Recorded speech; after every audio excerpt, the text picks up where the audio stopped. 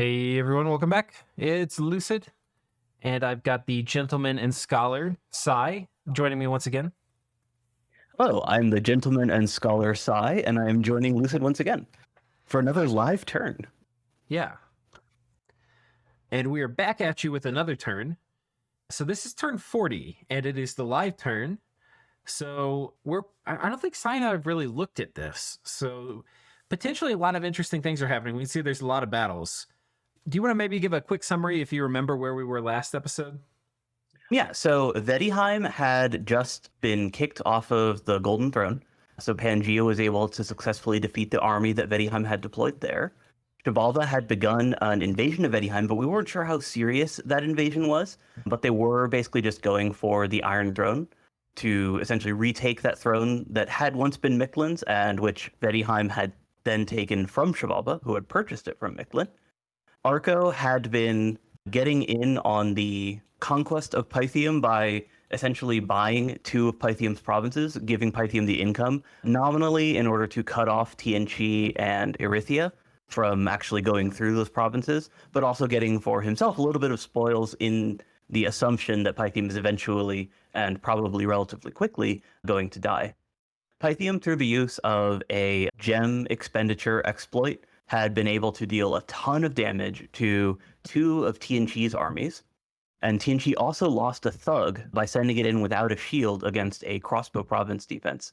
Yep. So between those, Tianqi took actually some very expensive losses, with the mage stacks that got wiped out by the Foul Vapors, or not wiped out, but essentially decimated by the Foul Vapors, being the most impactful. Marignon, meanwhile, is preparing for what looks to be a capital defense, balling up what little they have left in their capital, where Gath is pushing for a final showdown. Guard had finally ridden out against their first real opponent with a giant mage ball that was essentially completely unprepared for anything. And the trap that Vedheim chose to use to execute this very unready army was teleporting their god in with bone grinding, which killed a bunch of the scythe. Luckily for Utgard, perhaps, they moved their army into a, I would say, largely inconsequential province, and in so doing managed to avoid a major fight. Yeah. I think. Oh, and Agartha had been going back and forth on their capital and one remaining fort, causing pretty significant damage to Pythium in the process. But they did finally lose their god, which is most likely not going to be called back. And we might see this turn what could be the final fight with Agartha, because he's got his Umbrals, who now have eliminated any non-poison resistant commanders from their ranks. And he's going to march that into whatever Pythium's got, presumably on top of Agartha. So, and there's a very good chance that dies, so that would be kind of cool to see. But yeah, it's a pretty good summary. The last turn, if you guys missed it, go back and watch it. It was crazy. There was so much cheese, all different flavors of cheese, and I mean, it was just a really exciting turn. So that was a great summary. Thank you, Sai. Yeah, absolutely. All right, so we'll start here with a message this turn from Arco. Holy shit! What a spicy turn. I'm sure you'll have covered all the mechanics drama in the last episode, so we won't get into any of that nonsense. But can we have a discussion about how much this map screwed us? Question mark. First of all, your manufactured pawn for Joman made our logistics just awful for early game and war against him. Now looking at the graphs, we have the most provinces owned, but he put up Eyes of God too. So that's some of the context for his complaining now. Now looking at the graphs, we have the most provinces owned, but are losing income to Pangaea and are close to income with several other nations who are 20 to 25% smaller than us by province count. Then you look at the gym income, and we're in the middle of the road with the highest province count, and even despite the fact that we've site searched almost every province with the widest set of paths available to any nation in the game, plus a fair amount of remote searches. Outrageous RNG on our province populations and gym sites. He's actually a little bit wrong about the gold RNG, because he's about where he should be in comparison to Pangaea when you compare their scales. Pangaea has like full scales, aren't they? I know they have a god, but they had that sorcerer. Yeah, their growth 3, luck 3 is basically the things, and those are the two highest gold scales in terms of direct gold.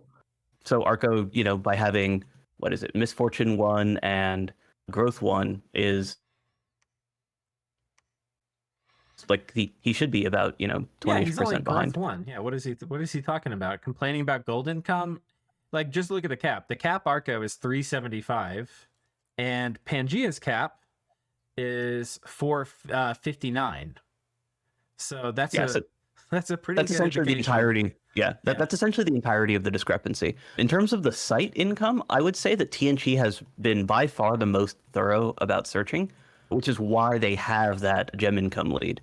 Like, they started searching very early in the game, and we know that they've been spamming site searching spells as well, just based on their path spread and of what they've been finding. So like, they've been getting Astral 4 sites. So we know that they're spamming the remote search, which also kind of makes sense because they don't have a ton of Astral Mage. So each mage turn is a little bit more valuable. So in terms of like investment into searching, I would say that TNG's got him beat pretty handily.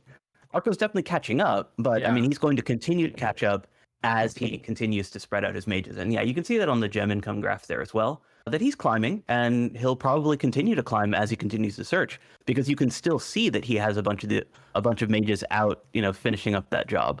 Yeah. I mean, I he's would say number that 3 in gems right now, so that's not bad. Yeah, I would say that the one thing that he's correct about, though, is how the water made his early game logistics very difficult, because he's got one that's 2 provinces from his cap.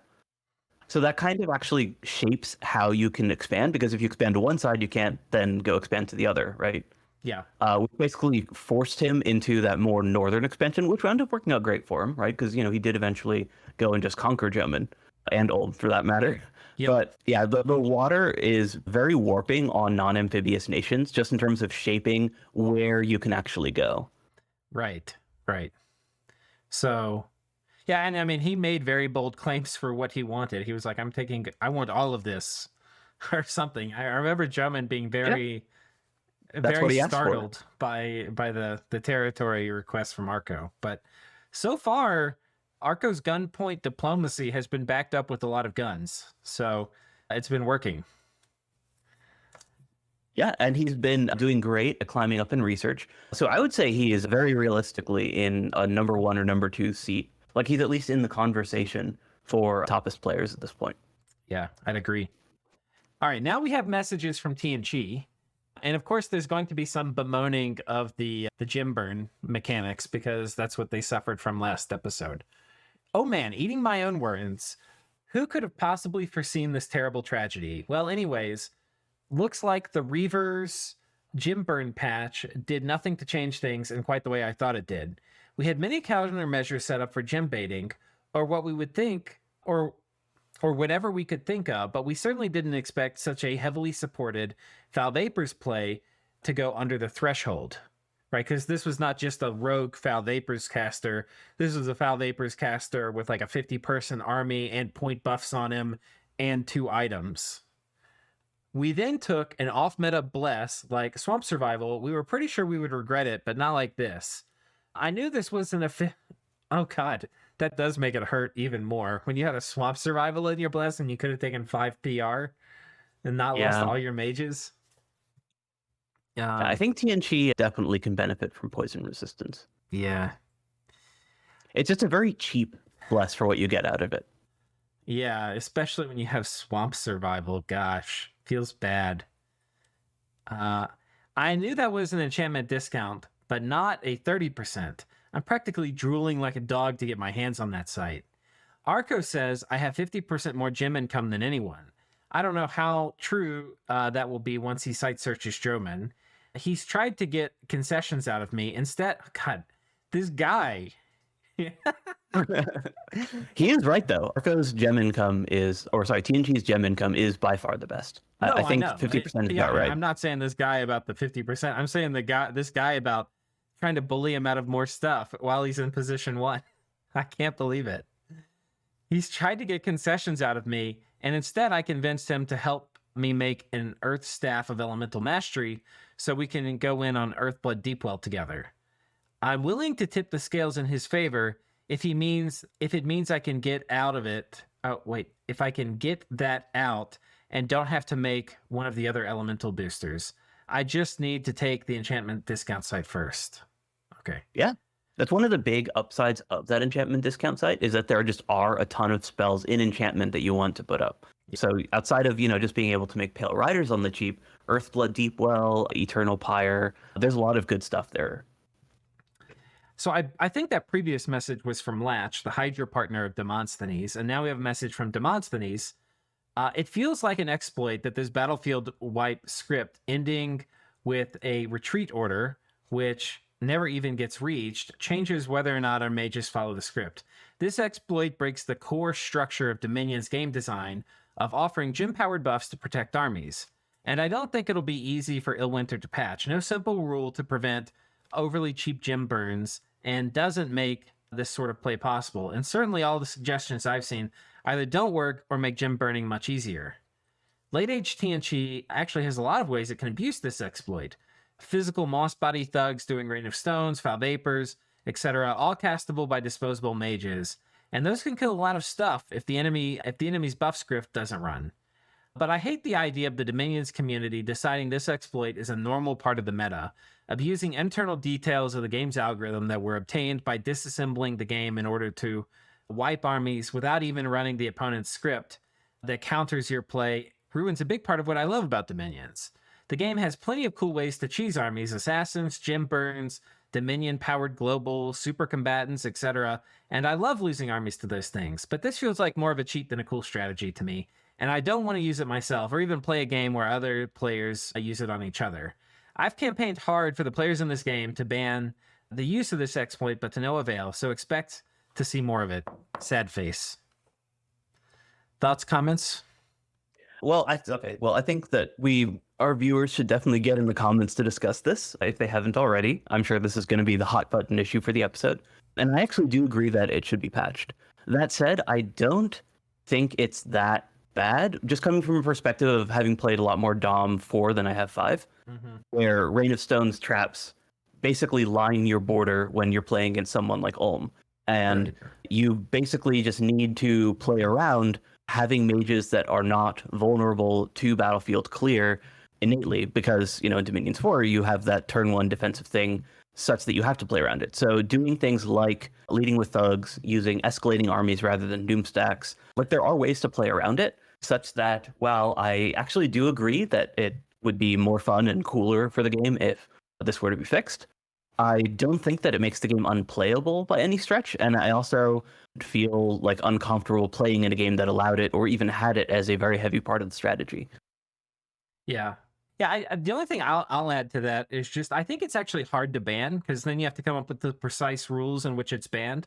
And there are situations, like a great example is something TNG can do, where they have a Wind of Death caster with the Ring of Returning on them, and that could fly under the army gym use threshold, so the anti-magic wouldn't get cast, for example. But it's also just, it's something good even if you weren't trying to fish for that. It's just a Wind of Death caster with the Ring of Returning on him is just good. Yeah. So, and do you mentioned, ban that? I think it's hard. That's why it kind of needs to get patched rather than everybody in the game voting to ban it. I did tell Demosthenes if everybody voted to ban it, I would enforce it as the host of the game, but people didn't, so we're not doing that. Yeah, and he does bring up a good point that TNG is actually very well equipped to exploit this. But even without using the retreat order, TNG also can do under gem threshold Foul Vapors, with an actual thug guy. Right. Yeah. All right, we'll continue his message. All that said, I joined this game to help give you a good show, and the show must go on. While many of our ancestor vessels have joined the ancestors this turn, we all have sort of cool things planned for the next phase of the game, and I'll be here to support Latch in murdering our foes to the extent my real-life obligations allow. Awesome. That's a great attitude. Yeah, and I would not at all consider him dishonorable or whatnot if he were to exploit some of those interesting thugs that he'd mentioned, because his bless is actually very well suited for it. Yeah, I mean, he can probably do it really hard. I don't even know if I mentioned, by the time this comes out, because this probably won't be out for at least 5 months after we're recording this, hopefully I'll have my thing into Illwinter. One of the most, I don't think I mentioned it in the last episode, this thing can be abused. I've been on a research project for this now that it came up in the previous turn. And this can actually be abused way more than we've even shown. And it has to do with how the retreat mechanics work. I don't know if I've told you about it, Sai, but like I think I might have put it in a Discord message to you. But You can do 50 air elementals. yeah, you can do. I think it might be 40 air elementals under the gym threshold. So the counter to air elementals, for those you don't know, is like Fog Warriors. That's one of the best ones. And you can have 14 mages with 4 gems each. And I can't remember if it has to be Air 2 or if they can be 3-path mages. I think it might need to be Air 2 mages. And it won't trigger gem use if you load them up with 4 gems each so that they each do 2 air elementals.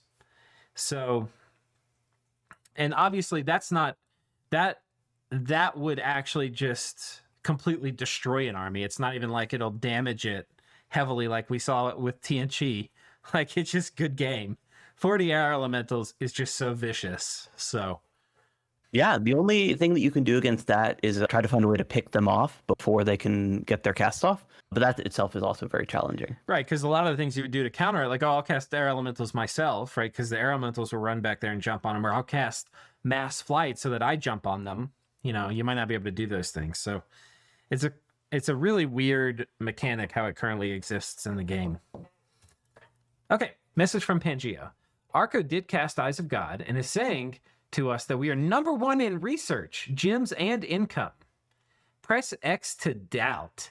I could be wrong, but I'm seeing us in the middle of the pack in gems, maybe top 3 in income and research. All right, let's do some He is fact top check. of income. Yeah. So income, Pangea is number 1, but not by a huge margin. Gems, he's nowhere close, so that's a big fat lie. Research, he's number 2. He's number 2. Behind Erytheia. Yeah. Yeah. So I'd there's say it's fair to call Pan like number 1-ish overall, but he's really more just in the same conversation with Arco and Erytheia. And, you know, I maybe wouldn't Vetti. say Pan is number 1 overall because they had that huge mage loss. They lost like 40 mages recently. Oh, that's true. Yeah.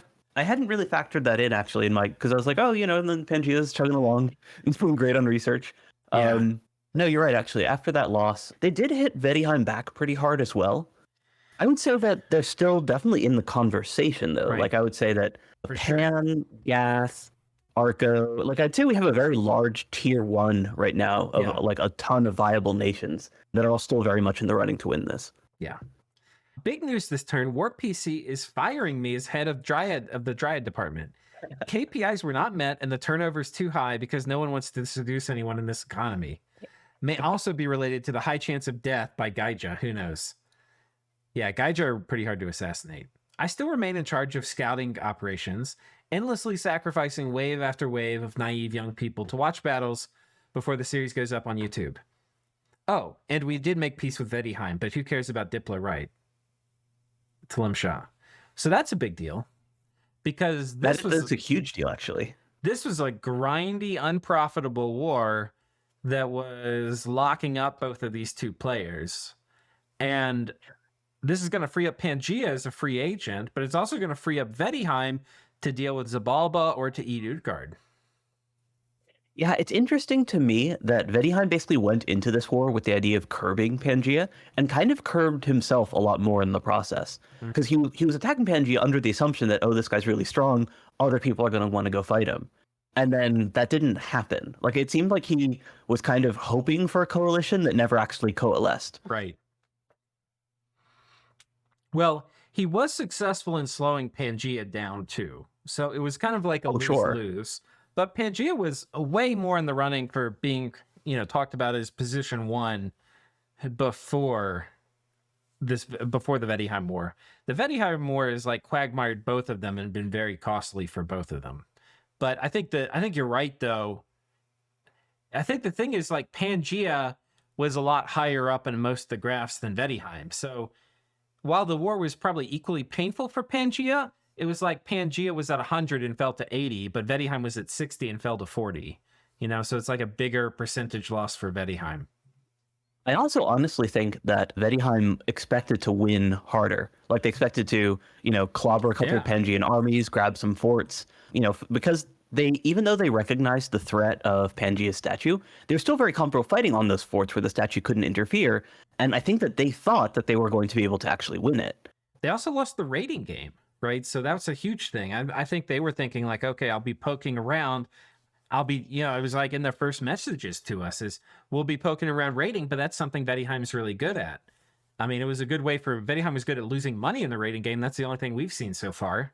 So, yeah, between the very like economical PD dumps and the very efficient raiding and counter raiding that Pangea was doing with their satyr stacks and crossbow and like sage deployment, and even those pan thugs, they basically didn't take any serious losses outside of that one major battle. Whereas Vettiheim was getting just kind of chipped away at in their whole little trench warfare thing, right. Since they kept taking more expensive losses all across their essentially unmoving front. Right.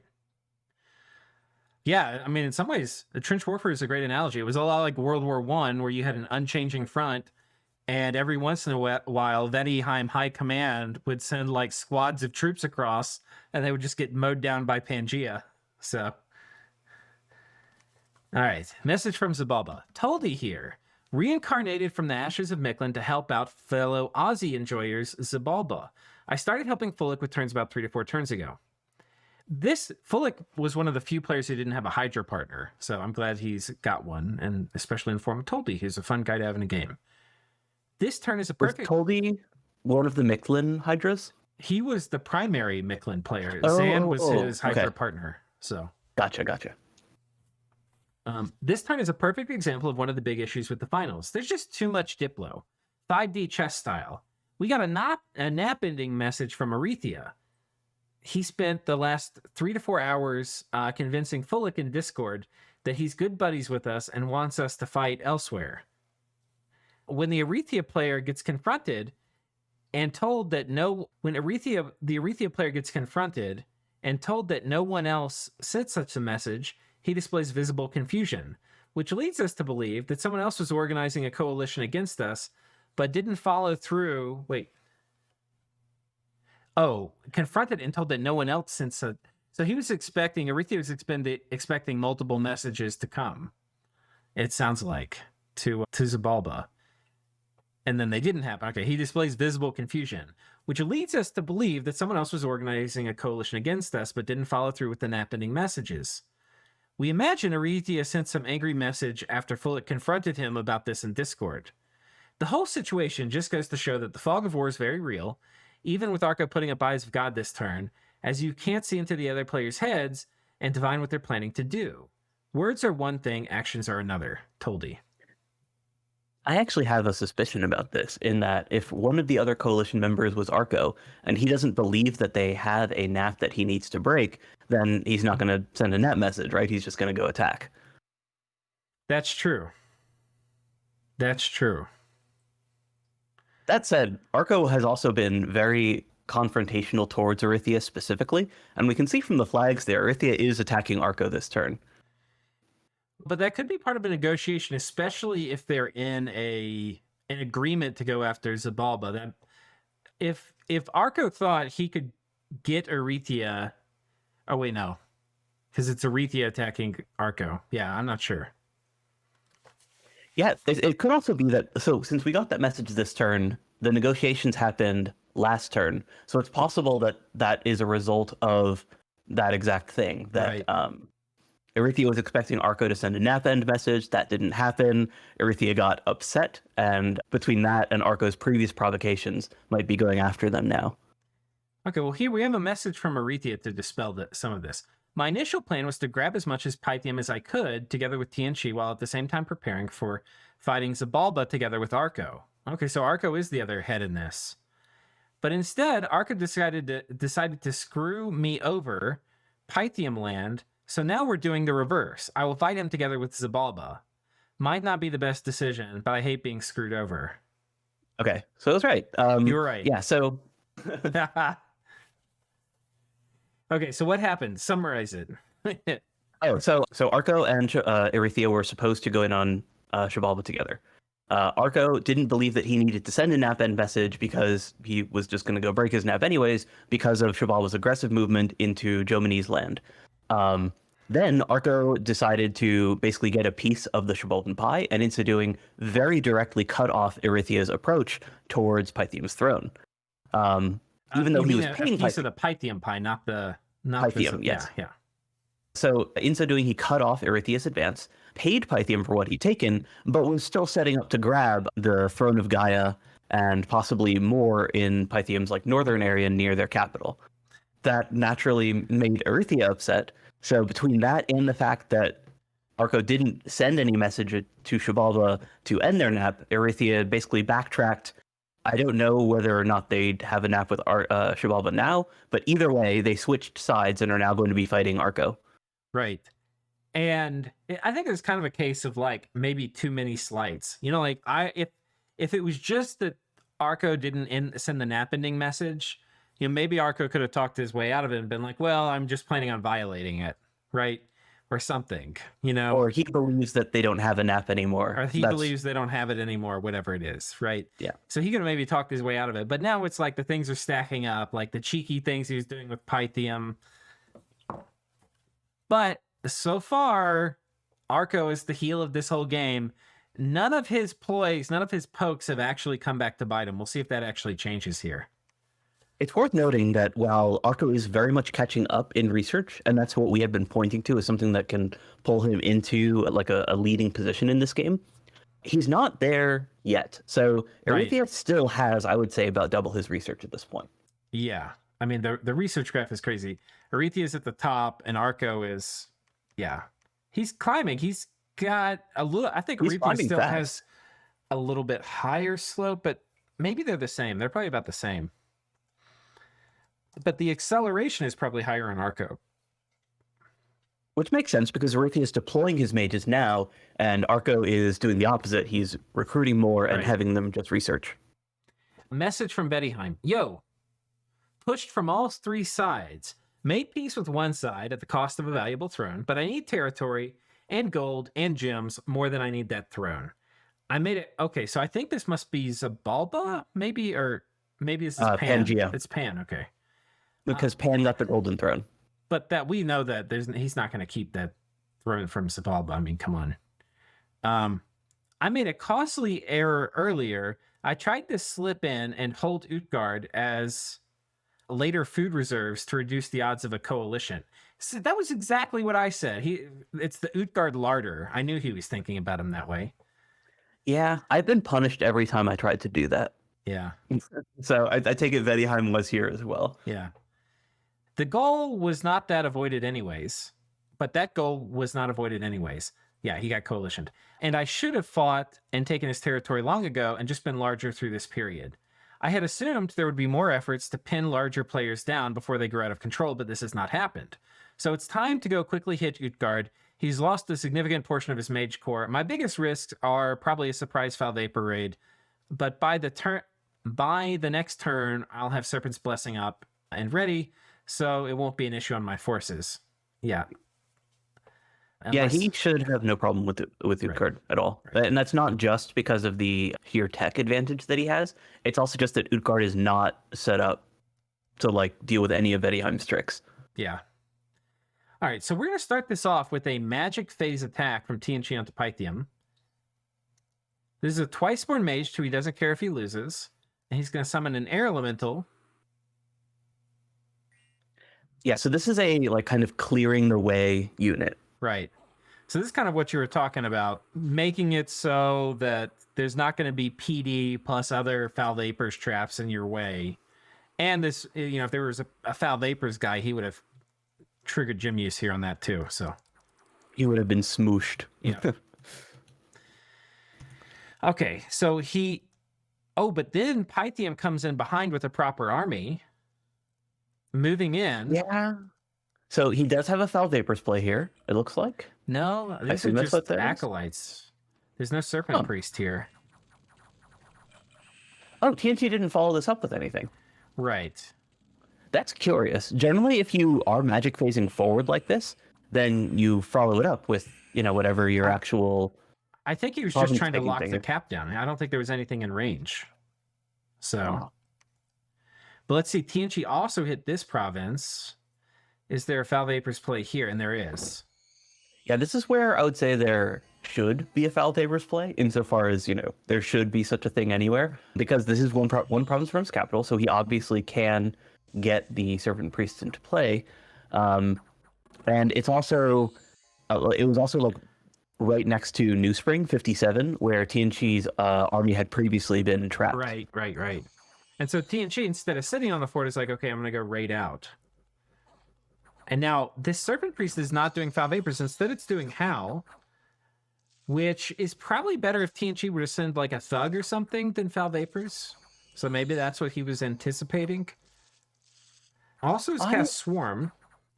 I do like Howl in general as like an army killing thing to kill unprotected mages, but I think he might have just mind gamed himself a little bit too hard here. Yeah. He's like, okay, so they're going to send only small quantities of mages, which Howl counters because they're not going to send a big bunch of troops, whereas TNG sent a moderate bunch of troops, which is more than enough to kill the wizards that I think left behind. If TNG just sent like 4 or 5 troops, though, Howl would have killed it. Like, which is a very reasonable thing for TNG to do. Just send like a few barb heavy horsemen. True, but it's not the most efficient answer. Right. Like if they're sending 5 troops, then you don't need to burn the gems on Howl. Right. Probably just swarm. This was actually pretty expensive from Pythium. Yeah, I mean, he loses a Serpent Priest here, a Misty, and then a few gems. And TNG didn't lose anything. That's kind of amazing. Yeah. But like they also have cheaper things that can also beat the same thing that would lose to that, right? Like the only thing that I could see that being good at, like I mentioned, is very specifically a bunch of vulnerable mages. Although interestingly, he did defend here against a Thug. Okay, this was this cool Thug before that had the. Oh, I hear the sound of Swarm. Yeah, and an air elemental. Okay, that'll do it. Oh, you're gonna raid me with human thugs? That's cute. Man, this guy's a beast, though. It took a long time to kill him. Yeah, and that was without the benefit of his lifesteal. So did these guys communion up? Yeah, we had an air master communion up with 2 air slaves and dropped some air elementals. So, and he put protection on the air elementals because that's pretty good. Oh, if he did, that would be really cool. Let's take a look here. Yeah, when air elementals get protection buffs, they become just absolute monsters. These were swarm castings, but they still have fatigue left. They might go on round 2. Oh, one of them did cast. Did it hit? No. I don't think it's on the elemental. Elementals have many things going for them, but high HP per square is not one of them. Yeah, especially air elementals. Yeah. The upside to air elementals is that because they're flying, they're kind of in that square for an extra turn. Right. So you have a little bit longer to buff them if you can time it right, compared to like earth, water, like elementals that are just going to run forward. So with MATNG, it's something that like I really love doing Iron Warriors on them. In part also because they don't have any sort of malice from that because they already have native shock resistance. Yeah. So it looks like TNG's counter to this sort of trap is to use small forces, which has a couple different upsides. So one is that by making his own army much smaller, he makes it much easier for himself to trigger gem spending. Right. Second thing is that it also makes an actual Foul Vapors play much less damaging. Yeah. So he patrolled out the event guy. And I think that's all for their battles. I don't think there's been anything else. I think we've seen them all now.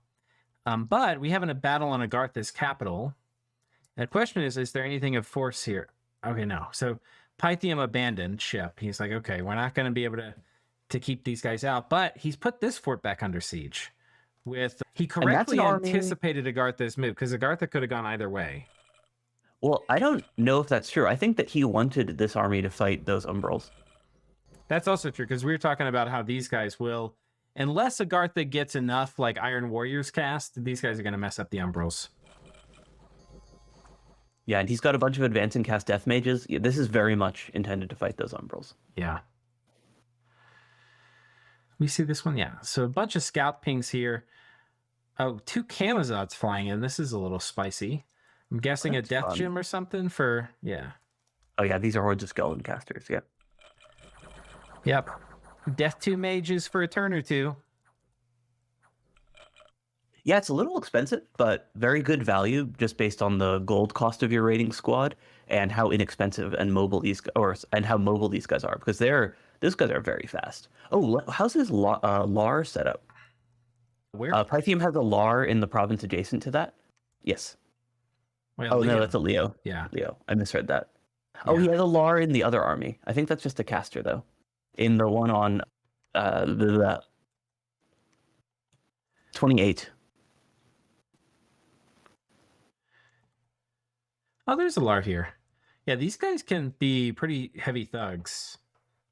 Yeah, so they're also just very cost-efficient mage summons, which you don't tend to get, like, in general. Okay, Right. so he is thugged up. Yeah. Yeah, they're great at most everything. So they have superhuman stats, so just incredible, attack defense for like anti-thugging stuff if you need to kill something that's very hardy.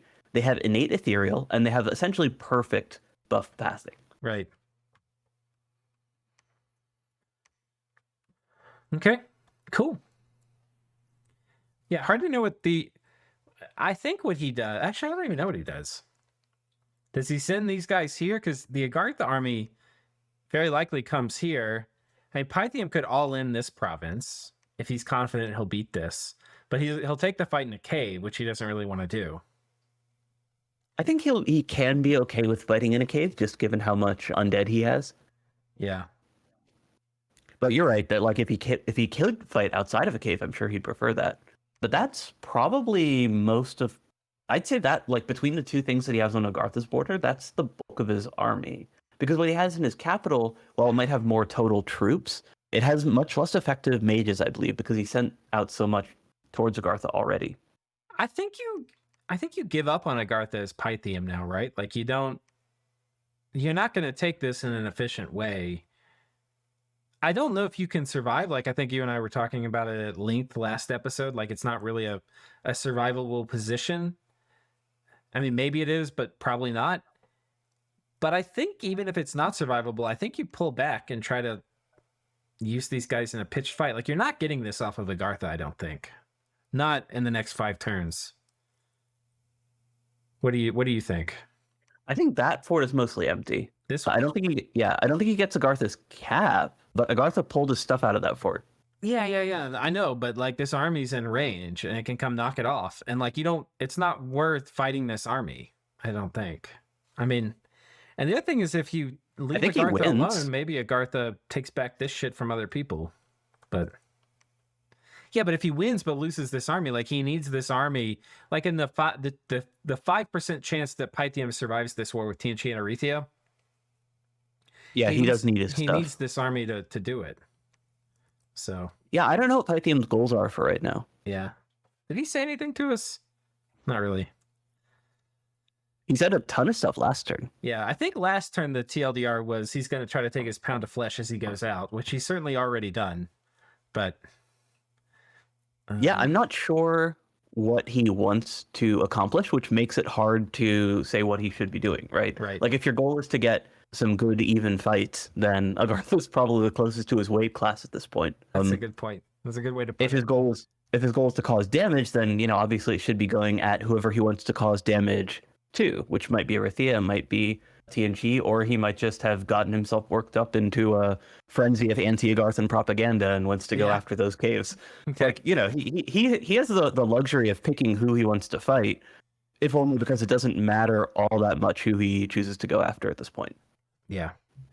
All right. Coming down and looking at Erytheia, they're doing these very budget things, whereas TNG did like a major sledgehammer approach. Erytheia's been doing kind of like some low commitment poking.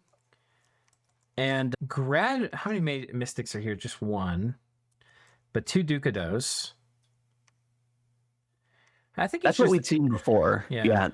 Or you can call it just raiding parties, right? Like these aren't armies. This is just Erytheia trying to grab provinces. Dude, so you remember how you were saying last turn, Arco, like Erytheia can intentionally bump Arco? Because Arco had taken this, and then the Scorpions attacked, and so like technically it's independent. Well, Erytheia can bump Arco, but Erytheia also directly attacked Arco. So like I don't think that there's any ambiguity. Okay, well let's look, because this is the bump. And sure, he's going to win this bump too. He's got more mages for his guys, so he can nuke these troops that are clearly. Oh wow, he's got Evo 8. Wow. Oh, for Maelstrom. That's smart. Okay. That's really smart. A Maelstrom is amazing on Erytheia. Yeah, it's a very efficient pearl generation thing, which can then fund his wish casting for yet more gem stuff. So Maelstrom, let me see if we can pull it up. I believe it gets 15 water. I think It's 15 water and 5 astral. Now for Erytheia, that means they can turn the water into astral because they have pearl mages. So for them, it's 20 astral. And then in addition, they get 3 air and 1 of each other gem type. This is probably the best gem gen global in the game that's not like Nexus for Erytheia. It's sick. Yeah, I mean, it is just mathematically the best gem gen global in the game outside of Nexus as well. It's just, more gems. Yeah, but I mean, in particular, especially as we start getting, Erytheia is running to the late game, right? Like, Oh, sure, research. Yeah. And once you get in the late game, pearls are worth 2 of every other gem type for once you're wish enabled, right? So very quickly, this is going to become effectively like 50 gems a turn. So I don't know if I agree with that math, but it is very good. Okay, well, yeah, 2 of every gem is a lot. No, I mean, you just use wish. You can turn pearls into any other gem type at a ratio of 2 to 1 with wish. Oh, sort of. It's mixed. Like you don't get it literally 200 gems of your chosen type. No, you do it at a rate of 25 a turn. So every time you cast wish. So you cast wish, you alchemize everything but the gem type you want back into pearls, and you get 25. It'll end up costing you 12 point, or 12 and a half gems, 12 and a half pearls, but you'll keep as a benefit the 25 gems of the type you don't return. So, and you can do that with multiple types. Yeah. Anyway. Okay. Where's the attack on a Arco? Oh, 216. Oh. Yeah, so that's why I was saying it's not ambiguous. This is a direct attack, and he's planning probably on going into the water with this. Yeah. The problem with that is this is not a big enough force where he can just go in the water and not expect counterplay. Like, that's true, actually. I think if Arco you do can this, reasonably hold. Yeah, I think if you do, Arco can reasonably hold water with just elementals.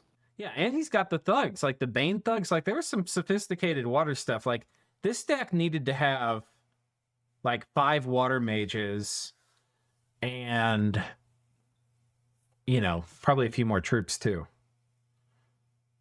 Yeah, if you wanted to be sure.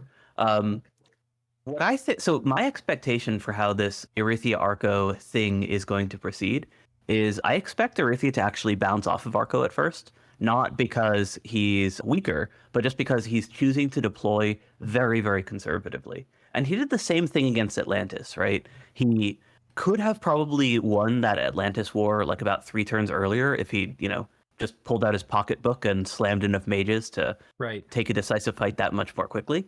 But he decided to wait until he could essentially win without paying for it, right? Like that he partly not intentionally, but he got Pythium to do a lot of the lifting for him. Right. And then when he did go on Atlantis's cap, it was only after he had such a massive mage advantage that he didn't even have to bring half of his mages out of the lab in order to win that decisively with barely any losses. And I kind of see the same thing building up here. Like what he'd sent into Pythium at first was very, very small. Yeah. And he's only following it up now with his crossbow blobs and so on. But looking at his research graph, he's not deploying everything. He's deploying something, sure, but it's not everything, not by any stretch. I think the actual move is to take these guys and go here. If he sends this guy here, I guarantee you it's going to bounce. And if he sends, it might even bounce with him just sending these guys here. Yeah, I don't think that those 2 stacks alone can beat a dedicated Arco defense, in part because there's no poison resistance there, and Arco is very capable of casting foul vapors. Yeah. How many mages are here? Just 2? Yeah, I don't know. The thing is 3 mages, none of whom are nature mages. I like the idea of maybe a slow roll war. Like I won't go so far as to say I like it. I'm okay with the idea of Erytheia doing a slow roll war with Arco, especially as Xibalba waits for their nap to tick down. However, Erytheia should get set up in this pond. Erytheia getting in this pond is like nightmare fuel for Arco. Just because, especially once they get well established, they can raid out in all these different directions. It's also just very good for Erytheia to have that, right? Because those are some very nice provinces. Right. Yeah, they are really nice. So I would have liked if the first move they made it where there's no way that Arco is going to be able to contest this pond, but it's okay. Agreed. I'm a big fan of Alpha Strikes in general, and I know that Erytheia has the magical juice to do a bunch of magic base attacks if they wanted to. Right. They may not have scouting underwater, though, so we'll have to see if they know what's going on over here. But yeah, I mean, they definitely could do it. Would be cool to see. But I think if they were to do it, they should have done it this turn. Like, I don't like the idea of poking him. And then... Yeah, that's what I was saying, is like, if you're going to be attacking Arco this turn, and presumably they don't have a nap, right? So you could just go for it. There's no reason to hit only 2 provinces when you could be hitting like 10. Yeah. I mean, I think too, well, I was going to say this army is probably going to come up and take this throne, because that's how it'll also engage with Erytheia. However, this army is needed to check Xibalba, who's going to presumably, if they didn't get 2, because Xibalba was, on the fence about Erytheia ending their nap with them. Presumably they've straightened it out, but there's still a chance they haven't. But if Xibalba is teamed up with Erytheia, Argo's in a lot of trouble. And Xibalba, I don't think, Erytheia sending you a nap ending message. If you guys can straighten it out, this war is going to be so much more profitable for Xibalba than it will be for Erytheia. I'm not sure if that's true, because if Erytheia gets that lake, they can reasonably get both Joman and Arco. Joman... I think Xibalba's got a great shot to take both both Joman and Ulm. Oh, I agree, but that's also where Arco's armies are. And Erytheia, because Joman's a coastal capital, it's pretty easy for Erytheia to try to grab that. Yeah, I think it depends how you see it playing out. The way I would sell the war as Xibalba is, hey, you're going to finish this war with Pythium and swoop in and maybe take Arco's cap. And I'll take Joman and the other stuff. I mean, because that's reasonable. Erytheia is going to be huge if they get a big cut of Pythium and they get Arco's cap. They're going to be in a great position. I mean, they're already in a pretty great position. Yeah. Oh yeah, it just depends on who wants to fight what. Yeah, that's fair. But my prediction, just based on how Erytheia's last war played out and what we're seeing them deploy so far, is that they're not going to be doing a ton of damage until they actually, are willing to spend to do so. And they're probably just going to wait before deploying any major armies until Xibalba's already in the war as well. Yeah, that makes sense. But okay, I don't think we've missed anything here from Erytheia. And so we've covered basically now Arco, and we've covered the whole Pythium theater. And I think that will bring us now to the Vedheim theater, where they have pieced out, we can see with... Not like a major thing in the war, but if you look at Province 243, it has 30 income in spite of having a 10k population, because it is at 114 unrest. Wait, which one? 243. It's a province that Erytheia just raided from Pythium. Oh my gosh. And it has a monster boar event. Yeah, presumably an actual. Yeah. Oh, here we go. Yeah. Yeah. So I think the throne so Vedheim in their message was saying that they gave a throne up. This was not a Pangean throne. I think now in light of all the context we have from everybody else's messages, it was a Xibalban throne, because Xibalba, he retreated this out. So this was a clear communicated thing where Vedheim says, do hold an attack and I'm going to do turn 1 retreat, because normally Xibalba would do attack. And then he sends in these guys with the 0 defenders to take this throne. Oh, you're right. Yeah, but even this is most likely what he meant, but he is also giving up on the Golden Throne. Right. I guess he doesn't need 3 types of adepts, so... Yeah. So he's given this to Xibalba. He's given up any claims in the war with Pangaea. And as we can see by his troop movement, he is now planning on putting a knife in Utgard. Yeah, he's the man to put Utgard out of his misery, it seems. Soul Slay's coming out. By the way, for those of you who don't know, for those watching at home, these Jotun werewolves have really bad MR. They get, I think, a bonus 3 or 4 when they're in their human form.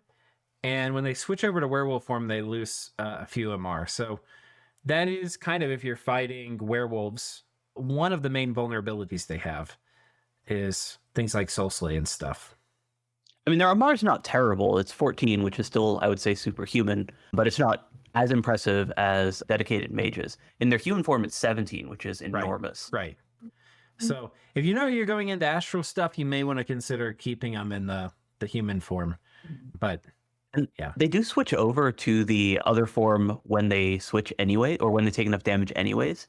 So it's relatively low impact outside of afflictions. yeah. But, you know, this is a great, I mean, Soul Slay is a great way to kill thugs in general. It's a pretty good way to kill werewolves. Yeah. So he dies not really killing anything of consequence aside from a little bit of PD. And I don't remember if we looked at the gear on him. We'll just look at what gear Utgard gave up here. Pretty expensive kit. So Yeah, that's a very expensive kit. because these are each 10 gem items. You know, this is 20 blood slaves and then another 40 blood slaves. So this 60 blood slaves and then 30 gems. So painful. So something I've noticed that Vedheim is doing is they're putting stars in front of their twice-born mages in the names, asterisks. Let's take a So look. like you see that they're on their white mage because that's the one commanding the army. But I noticed it on it's on the bottom. They have 2 white mages there. One's I saw it on some of the hags earlier, not the hags, the Gaijas earlier, but I hadn't realized that that's what that was demarking. On the Raider, the Raider stars on them as well. So that's how he's sorting them for himself so that he doesn't have to go check each of them in the commander screen. That's really cool. Though it might be better to do something that would be harder for people to pick up. So you probably don't want people knowing if you've got things twice formed. The Vedi Gaijas tend to be stealthed anyways, so it's not like they're showing on the map that often. That's true. Wait, this is the other one? Wait, where's the big one? Oh, here he is. So he has him kitted out as a thug. No, this is an air random. What a lucky bugger. So yeah, this that is was caster. This is the dragonfly or something, or monkey. The size 4 is either the amphitheater or eagle. Oh, he did have an amphitheater, or however you say it. I remember he had that one that was doing all that deep reading. That's probably who this one was. Very cool. This is a very valuable mage. I would even consider putting like a Ring of Returning if I could afford it on this. These guys are super valuable for Vedheim until they get Illwinter up. At which point they can start getting Jotun Jarls. But yeah. But those guys are actually better than the Jarls in some ways because they have enough base death. Yeah. The Jarls have too. The Jarls have too. I guess the Jarls actually are good enough. My bad. Yeah. They're pretty good.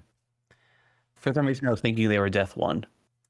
And he pings this. This is all that's left of the Utgard forces. So Utgard's move last turn, this army was split. He sent the 2 Scrotty out to raid. He sent one here, which killed some PD. The other one died up here. And the army reconsolidated here. And I think at this point, you just don't script your mages and leave it. I mean, this army's so dead. It's so dead. Just a wall of goblin death in front of them. So the thing that I find, I guess, a little bit frustrating is that while this war is definitely not Utgard favored, Utgard is a very good nation. Yeah. So they have just a very deep toolkit, which this particular Utgard even has amplified thanks to their finding air magic naturally. He's got blood slaves, he's got research, he's got a pile of mages, he has more Scratty at home, or should. Yeah. So like there's stuff he can do, and he's just not doing anything. No, there is a move, I think, open to him. He can have this army set up potentially to deal with the Idol of Sorcery, which he's probably going to have to deal with because Vedheim is now in a 1v1, right? He's pieced out with Pan and he's pieced out with Xibalba. And if that Idol comes here, it's like, okay, crap, he's going to hit it. But he can do a normal phase reinforcement with the rest of his mage corps. And it's possible, maybe not likely, but possible, that if all the mages come in the normal phase where they're not going to be interrupted by the bone grinding shenanigans, maybe they can take a fight against the goblins. I think they can. I think it's totally reasonable because they like the Utgard mages innately have the tools in order to survive whatever tricks the goblins are throwing at them. They can cast cold resistance from a Scrotty. They can cast poison resistance innately, so they don't even need to worry about, gem shenanigans because all the mages can cast it. They can give themselves elemental resistances. They all have astral, so they can do AoE 1 buffs in order to make the drop a little more survivable. And then, you have a communion that can do death, nature, and astral like easily. But death itself, there are so many tools that the only asterisk is just look how many Rimvedi there are. Like, I mean, there's just a wall of goblin death. They're gonna have to fight in cold scales. Yeah. I don't want to say, obviously this is an Utgard favored matchup because it's not, right? Like Vedheim is generally stronger in this matchup specifically because of how good those Rimvedi are. But Utgard is by no means helpless, and yet I don't actually expect to see, some amazing sorceress play just based on, I guess, how demotivated the player has been this game. Yeah. So yeah, I share that. Though I think there's the turn to play. There's the most predictable move from Vedheim ever that you're going to get. It's High Summer, which is the best time that you're going to get to fight these Rimvedi. And he's in position to maybe do a sneak move with the mages here. So hope we see something fancy, but I'm not really expecting it, kind of like you said. And even if he did it fancy, it doesn't mean he would win. In my opinion, he'd still lose the fight. Not even he would lose the war no matter what, but he's going to lose the battle, I think, even if he does it right, but it would at least be a good show. Yeah. Okay. That's that conflict. Who do we have left? We can talk a little bit about Arco, but I mean, we kind of already, they didn't really do much this turn. They just kind of got poked a bit by Erytheia. We can see that they have 20 Heart Companions in 65, which is next to that province that you kind of snatched away from Pythium. But they don't really have much in 64. 64 is just what he's been using as his transformation fort. So he's got a serpent there now. Right. But yeah, he's not really trying to grab more of Pythium's land, even though he does have a decent number of hoplites set up in 29 now as well. He's got a Sea King in 12, which is kind of cool.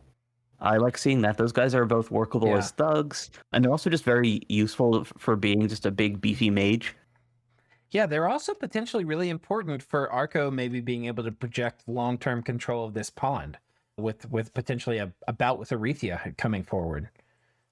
So yeah, and just being native amphibian already makes them valuable for that. Right. Well, and I mean, it's nice having those troops too. The sea trolls are nice for that. So yeah, you can do some cool things with them with Arco as well by using them as bodyguards with Soul Vortex on a Communion. Since Arco does have death access, that's like a way to do kind of a sustainable turbo Communion. Nice. Yeah, that does sound fun.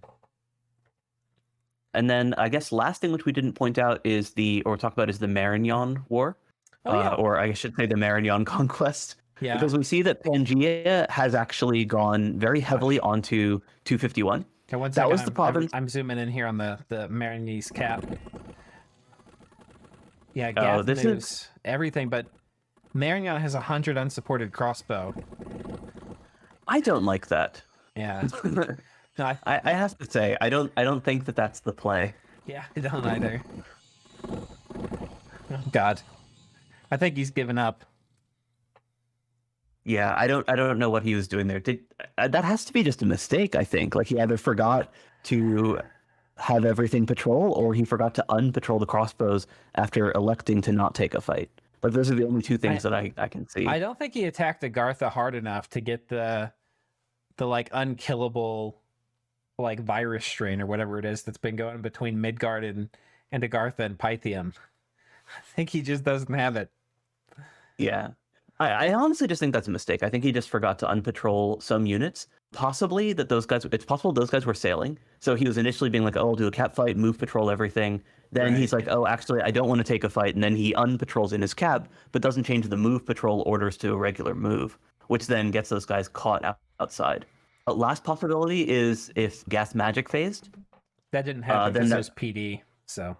Oh, right. Okay. Yep. That's why I was just checking. Then Yeah, so then, it just has to be a misplay there. Yeah. And then, so Pangaea, interestingly, has not reclaimed his territory from Erytheia in order to get himself a retreat province from 251. Well, the devils are finally moving out. When all is lost. Wait, so 251. So Pangaea last turn had sent a bunch of his sages from that fort in 206 on like a deep 3-province move in order to, which I actually really liked. Like, I liked that he was able to get that set up, taking advantage of the high map move and force survival in order to turn a raid into like an actual serious army. Right. But then Erytheia cut that off by grabbing 234 from him. Right. Which I kind of understand. And, the two of them aren't like fighting each other. So I can see why Erytheia would want to, have that province. But it does make things very awkward for Pan given his movement. Right. And I don't think he's so happy with that move by Erytheia, because he did ping this province this turn. So it seems that was not consensual. Going to leave. I was actually thinking maybe Erytheia was supposed to leave 0 PD. Oh, maybe that's possible too. So, but yeah, it looks like we're getting the final dying gasps. I mean, I don't know how many more mages Marignon could get, and the writing kind of was on the wall for them anyway after they took that many mage losses in that fight. But I do feel there have been a few battles where they've been like, okay, well, we don't have mages left, we have troops. Let's use the troops to project control. And so he's been moving 60, 100 crossbows around. Well, now that they're all dead, they're kind of like a force amplifier for the mages. And now the mages don't have anything to force amplify, so it's like, I don't know. I don't know what the right move was. It just didn't quite feel good. But between Arrowfend and all the other battlefield spells that Gath had on his side, those crossbows weren't doing a ton anyways. So it's not like, they would have been a massive, they would have been like a massive force in and of themselves. Oh my God. But at the very least, they're decent frontline. Dude, this is Commander Chaff, Scout Chaff on a scale I haven't seen before. 28 scouts. That is a tremendous amount. And 2 national scouts. Yeah. I mean, I normally pat myself on the back with Commander Chaff when I get up to like double digits. When I'm at like 12, I'm like, oh yeah, assassinate me now. This man does not like being assassinated. He does not. And these guys are going to be useful for Gath regardless, because obviously scouts are useful for scouting, but also they're good for ferrying around blood slaves. Yeah. So since that's part of your blood infrastructure anyways, whatever doesn't get assassinated is going to go right back to work after this battle's over, or war's over, I should say. Yeah. And Gath has also been getting a ton of mileage out of those goblins. All right. So if all these players are stocks right now, Sai, and you had to buy and you had to sell, who do you buy and who do you sell? I buy and hold Erytheia in general, just because I think that's. I said it at the very start of the game, but I think Erytheia is one of, if not the best scaling nations in LA, period. And he's put himself into a very, very good position with a massive research lead. I think Xibalba, just because of how the diplomacy with Arco shook out, went from being like iffy to being a potential rising star. I think that if you're looking for a stock that's to use your analogy, going to get some gains in the near future, I think Xibalba's going to have an upswing once that war with Arco breaks out. But I also don't think that we can count Arco out. I think that especially over the next couple turns, I think he's going to have no problem holding his own against Erytheia's very modest pokes. Just based on how Erytheia's been playing so far, I don't think he's going to commit enough in order to deal a heavy blow to Arco. I also think that Arco the Nation is just very good, especially at this stage in the game. Like, this is kind of like the mid-game area where Arco as a nation really shines. Yeah. So if there were a time for Arco to be able to take a fight against Xibalba and win, it would be about now. Right. It's just a matter of seeing what they're actually going to be able to do. Pangaea, as you had pointed out, is a free agent. I think that they're just going to clean up their portion of the Marinese conquest. And you can kind of see that from their map movement and where they've been choosing to recruit their troops. So he's going to go clean that up and then probably wait, take stock, decide what to do next. And he might actually be a wild card in the Arco versus Erytheia conflict as well, because he actually stands to gain a fair bit by going after Erytheia as soon as the Marinese conquest is over. Yeah. And they are kind of fighting each other, right? Erythea did poke him, so you're right. I mean, he could come in here and try to take Atlantis from Erythea. He also could potentially stab TNG. So those are probably I doubt he's going to want to stab his buddy Gath. So, and he's not going to pick a war with Vedheim again. So I think those are the two. He either goes after Erythea or TNG, I think. Agreed. Yeah. I think that what he's going to do, honestly, is just build up a little bit and take the free stuff. So he's going to go after Marignon. He might go after Agartha, actually. Or not Agartha, but, some Agarthan Pythium territory, like that whole little, very messy cluster of 6 different flags. Yeah. I mean, he could potentially make a big claim up here, with Pythium falling, TNG might not even be able to, I mean, it would be extreme, but he could even potentially make a claim for Agartha's capital. Yeah. I think that's what I would do in Pangea's shoes, is take the easy stuff first, then make a decision about who you want to fight. As you pointed out, Erythea and TNG are probably the next 2 targets, and then go after them only when you can do a very, very large push. So get all your ducks in a row. So I don't think that Pangea is going to be picking a fight with a new neighbor for the next 5-ish turns. Yeah. Unless you count, Pythium or Agartha, which I don't. Yeah. All right. I also think that Gath is going to be doing very well. We can see in the research graph, he's been climbing steadily. Not amazingly so. His slope is definitely not as good as Arco's, but he's been building up.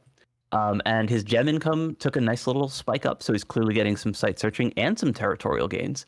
And once he captures Marignon, he's also going to be completely free, focusing very heavily on his own blood infrastructure. He could go after... I think he... again, in his shoes, I would go after Utgard and grab some free stuff up there. But his only other real target would be either Xibalba or Arco.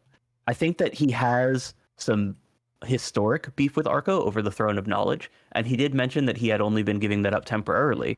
But he also expressed in messages that he's both jealous of and scared of Xibalba, in terms of both as a scaling threat and that Xibalba has that sacrificial grove. Yeah, Xibalba's in a bit of a weird position in that they've depopulated a lot of their core lands. I forget where all their blood...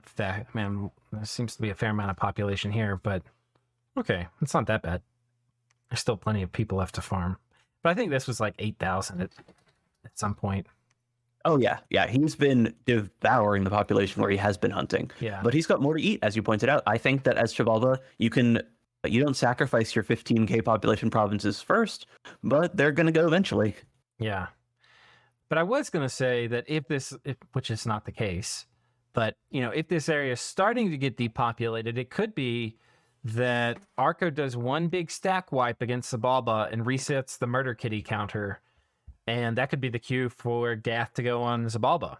And that would get Arco out of the 2v1.